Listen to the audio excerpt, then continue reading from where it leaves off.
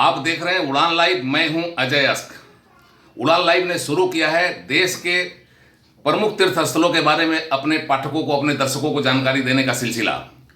इसी के क्रम में आज हम आपको दे रहे हैं पुरी के जगन्नाथ मंदिर और वहां से निकलने वाली रथ यात्रा की जानकारी। रथ यात्रा शुरू होने वाला है।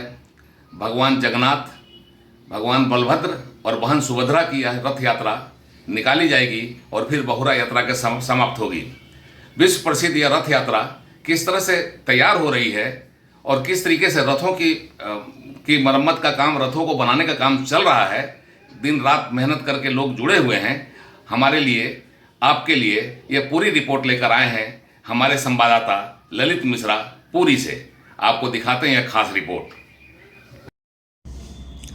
देश ही नहीं, विश्व के स्तर पर प्रसिद्ध जगन्नाथपुरी की रथ यात्रा की तैयारी शुरू हो गई है। विश्व प्रसिद्ध यह रथ यात्रा आषाढ़ महीने की द्वितीय तिथि को शुरू होती है और भगवान जगन्नाथ के मंदिर जगन्नाथपुरी से लगभग 3 किलोमीटर दूर गुंडीचा मंदिर जाती है, जो भगवान जगन्नाथ का मौसीबाड़ी कहा जाता है। रथ यात्रा 3 अलग अलग रथों पर निकलती है, जिस पर विराजमान होते हैं भगवान जगन्नाथ, भाई बलभद्र और बहन सुभद्रा।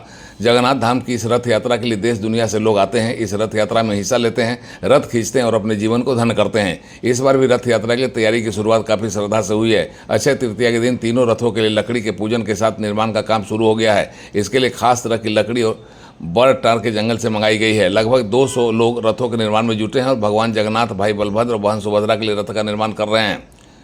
भगवान जगन्नाथ, बलभद्र और सुभद्रा के नाम से बनाए जाने वाले रथ के लिए खास लकड़ी का इस्तेमाल हो रहा है। नीम और हाँसी की लकड़ी से इनका निर्माण होता है। रथ निर्माण में लगने वाली लकड़ियों को चुनने के लिए खास कमेटी काम करती है। रथों के निर्माण में खास बात यह है कि इनके निर्माण में किसी धातु का इस्तेमाल नहीं होता। विशुद्ध रूप से लकड़ी से ही इस पूरे रथ की संरचना की जाती है, रथ का निर्माण किया जाता है और रथ को तैयार किया जाता है। इस रथ के निर्माण में किसी मॉडर्न मशीन का इस्तेमाल नहीं किया जाता है। जो लोग निर्माण कार्य में लगे हैं उनको कोई ट्रेनिंग भी नहीं दी होती है। अपने पूर्वजों से मिले ज्ञान के आधार पर कारीगर रथ निर्माण को अंजाम देकर रथ यात्रा के लिए रथ तैयार करते हैं। इन्हीं रथों से भगवान जगन्नाथ की रथ यात्रा शुरू होती है और बहुरा यात्रा के साथ समाप्त होती है।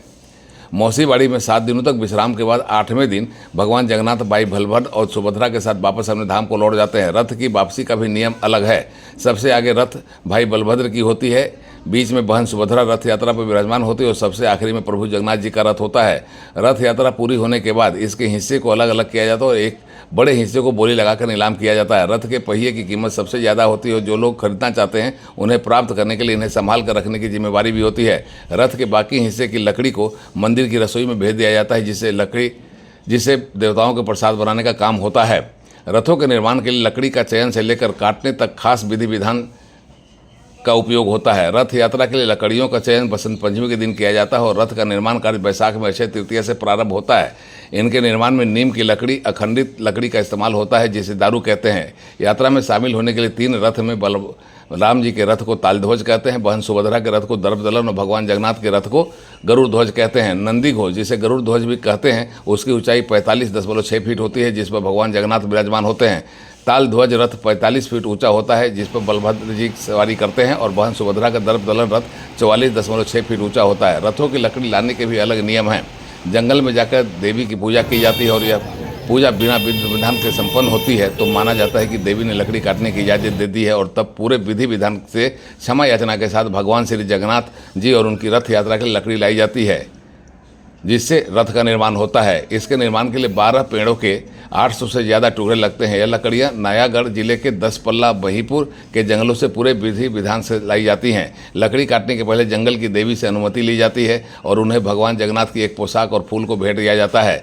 2 घंटे तक भजन कीर्तन चलता है और तब माफ़ी मांगकर लकड़ी निकाली जाती है। इस तरह से तैयार रथ पर सवार होते हैं भगवान जगन्नाथ प्रभु, भाई बलभद्र जी और बहन सुभद्रा जी और तब शुरू होती है आषाढ़ की द्वितीय तिथि को विश्व प्रसिद्ध रथ यात्रा, जिनकी धूम देश दुनिया में होती है और लाखों लोग भगवान जगन्नाथपुरी आकर इस रथ यात्रा का हिस्सा बनते हैं, रथ खींचते हैं, पुण्य कमाते हैं। उड़ान लाइव ब्यूरो के लिए ललित मिश्रा की जगन्नाथपुरी से एक्सक्लूसिव रिपोर्ट।